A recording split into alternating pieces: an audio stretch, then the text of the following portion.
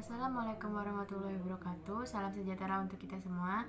Saya Nabila Fortun Muslimah dan ada Marsa Suci Nur Malasari, Faizi Akmal Rizkullah, Hoirul Umam, dan Raka Muhammad Diantoro. Di sini kelompok kami akan mempresentasikan hasil diskusi. Apakah proses penegakan hukum di Indonesia sudah cukup berkeadilan?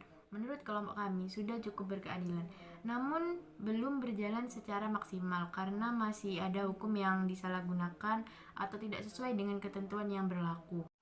Di sini saya Faiz Akmal Rizkullah akan menjelaskan tentang contoh penegakan hukum yang sudah cukup berkeadilan dan yang belum cukup berkeadilan. Yaitu yang pertama, contoh kasusnya adalah seperti perbandingan antara vonis 1 tahun penjara dan denda 100 juta untuk Romahur Muzi yang lebih rendah dari hukuman terhadap kepala desa yang melakukan tindak pidana pemerasan sejumlah 30 juta. Di mana kades tersebut diganjar hukuman 4 tahun penjara. Kepala desa itu divonis 4 tahun penjara karena terbukti melakukan pemerasan sebesar 30 juta. Sedangkan Romahur Muzi berstatus sebagai mantan ketua umum P3 yang divonis menerima suap lebih dari 300 juta namun hanya diganjar dengan hukuman 1 tahun penjara.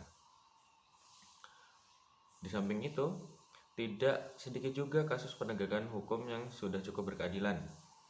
Contohnya pada kasus pembunuhan seorang guru oleh murid di Sampang, Madura pada tahun 2018, Majelis Hakim menyatakan tersangka terbukti melakukan tindak pidana pembunuhan dalam pasal 338 KUHP tentang pembunuhan dan divonis 6 tahun penjara. Putusan Majelis Hakim ini lebih ringan dari tuntutan jaksa penuntut umum. Sebelumnya, jaksa menuntut tersangka dengan hukuman 7 tahun 5 bulan dan saat ini tersangka sedang menjalani hukuman di Lapas Anak Blitar, Jawa Timur. Sekian. Di Indonesia sendiri, hukum dibuat berlandaskan Pancasila serta Undang-Undang Dasar 1945. Dalam penegakan hukum di Indonesia memang terjadi beberapa masalah seperti ketidakmampuan suatu lembaga keadilan dalam memberikan keadilan itu sendiri bagi masyarakat. Keadilan dianggap suatu yang sulit untuk didapatkan terutama bagi masyarakat kelas bawah yang sekiranya merupakan golongan yang tidak mampu dalam segi materi. Sekiranya kita dapat melihat fakta yang terjadi di lapangan dengan berbagai macam kasus yang ada dan melibatkan masyarakat kelas bawah. Beberapa kasus seperti pencurian kayu yang dilakukan oleh Nenek Asyani terhadap perhutani. Terdapat beberapa kejanggalan dalam kasus tersebut seperti apakah benar nenek tersebut mencuri dan mampu membawa kayu jati sebanyak itu. Si nenek menganggap kayu itu dari lahan suaminya yang telah meninggal 5 tahun silam untuk dijadikan tempat tidur. Namun, pihak perhutani membantah pernyataan tersebut.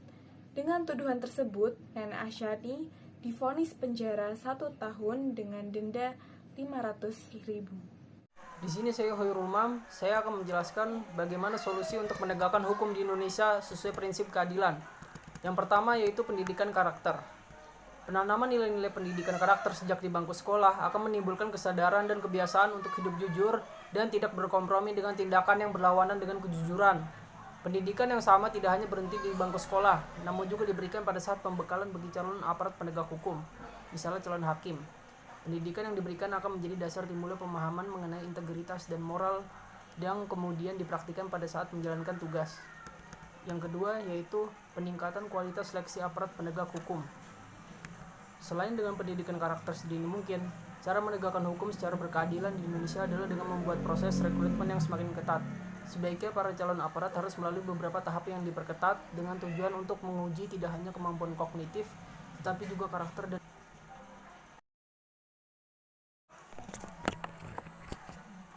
selanjutnya yaitu apresiasi bagi para penegak hukum. Pemberian penghargaan adalah salah satu cara yang dapat dilakukan untuk meningkatkan motivasi kerja seseorang. Apresiasi bagi pekerjaan yang dilakukan oleh seseorang juga akan menunjukkan bahwa pekerjaan tersebut dihargai dan diakui kualitasnya. Pemberian apresiasi bagi aparat penegak hukum bisa menjadi salah satu cara menegakkan hukum secara berkeadilan di Indonesia.